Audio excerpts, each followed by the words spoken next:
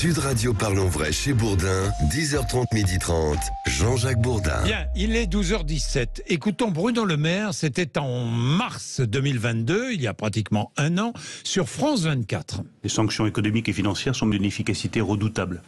Et je veux laisser planer aucune ambiguïté sur la détermination européenne sur ce sujet. Nous allons livrer une guerre économique et financière totale à la Russie. Nous allons donc provoquer l'effondrement de l'économie russe. Voilà, ça c'est ce que disait Bruno Le Maire. Pour l'instant, l'effondrement, c'est raté. C'est raté parce que je regardais les chiffres, l'économie russe ne s'effondre pas.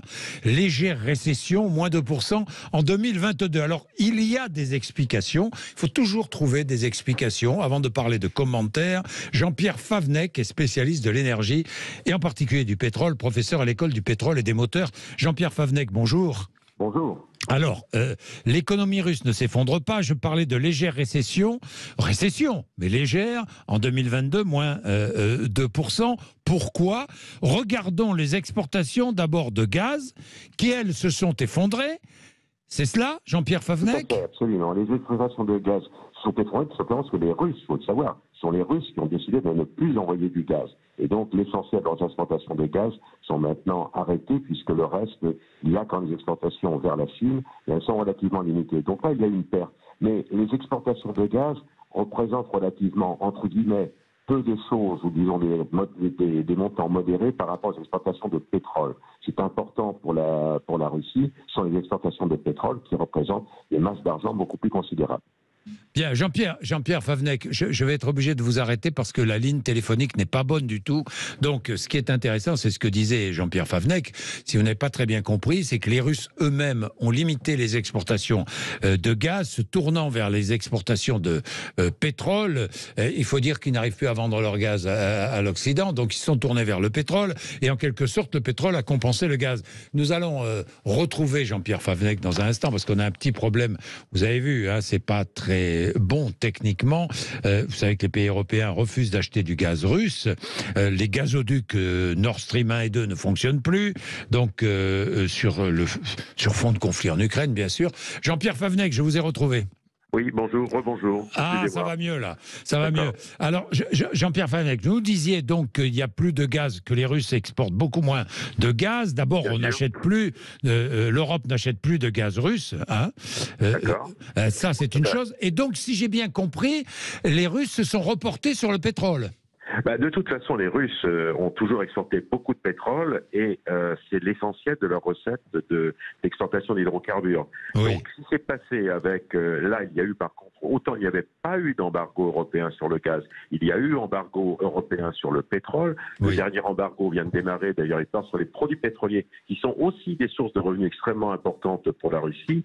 Eh bien, les Russes, donc, n'ayant plus le débouché européen, ont réorienté leurs exportations de pétrole vers la Chine, vers l'Inde, et quelques pays, d'autres pays comme l'Égypte par exemple, ou d'autres. Alors, bien entendu, le problème, c'est que les Russes sont obligés de consentir des rabais importants à leurs clients qui leur disent écoutez, nous, on veut bien prendre votre pétrole, mais si on a des ennuis après, il faut que ce soit compensé. Bon, donc si on résume, les volumes d'exportés de pétrole ou de produits raffinés par les Russes ne sont pas modifiés, les prix sont bien entendu diminués, ça reste une source importante de revenus pour la Russie. Voilà, les exportations en 2022 dans le monde entier ont augmenté de 7,9% l'an dernier.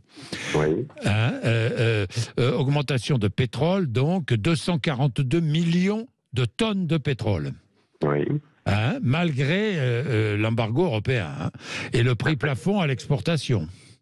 Oui, il y a un jeu de chaises musicales, c'est-à-dire que le pétrole qui ne va plus en Europe va vers l'Asie, et du coup l'Asie d'ailleurs laisse de la place aux Européens pour importer par exemple depuis le Moyen-Orient. Donc tout ça circule très très bien, il n'y a pas de problème majeur, un peu plus de coûts de transport supplémentaires, et ça peut se faire assez facilement. Et je rappelle, il y a quand même le fait que les Russes sont obligés de consentir des rabais sur leur pétrole avant de le vendre, et ça représente quand même toujours des sommes d'argent importantes. Oui, toujours des sommes d'argent importantes. Alors les rabais expliquent peut-être une légère baisse de cette récession en 2022 de l'économie russe. Jean-Pierre Favnec. Tiens, Olivier est un de nos auditeurs et nous appelle. Bonjour Olivier.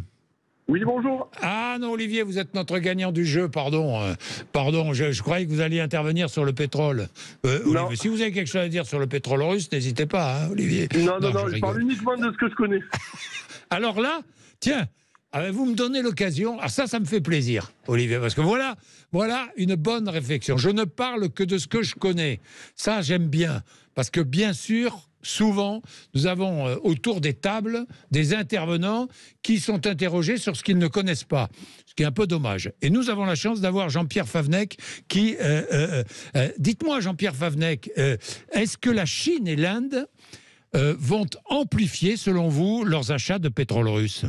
En tout cas, elles l'ont fait. Hein. L'Inde en particulier, qui importait relativement peu de pétrole, a considérablement augmenté. Et c'est tout à fait intéressant pour l'Inde, parce que l'Inde est également, ne produit pas beaucoup de pétrole, mais elle importe beaucoup de pétrole pour ses propres besoins, et elle en réexporte également sous forme de produits raffinés. Comme les prix des produits raffinés sont les mêmes partout, l'Inde donc achète du pétrole bon marché, vend ses produits à un bon niveau, et donc se fait pas mal d'argent avec ça, au détriment malheureusement de quelques consommateurs. Oui, Jean-Pierre Favennec, est-ce que nous poursuivons, est-ce que nous achetons toujours du pétrole russe par des voies détournées ? Écoutez, c'est possible, je n'en serai pas là-dedans. Il peut y avoir des possibilités, mais ça doit être relativement limité parce que c'est quand même assez contrôlé. Mais vraisemblablement, il y a toujours des petits canaux qui subsistent et qui permettent à certains de se faire un peu d'argent. C'est malheureusement la règle du jeu. Ben évidemment, évidemment. Merci beaucoup, hein. Vraiment merci. Hein. Merci beaucoup. Bonne soirée. Merci Jean-Pierre Favennec.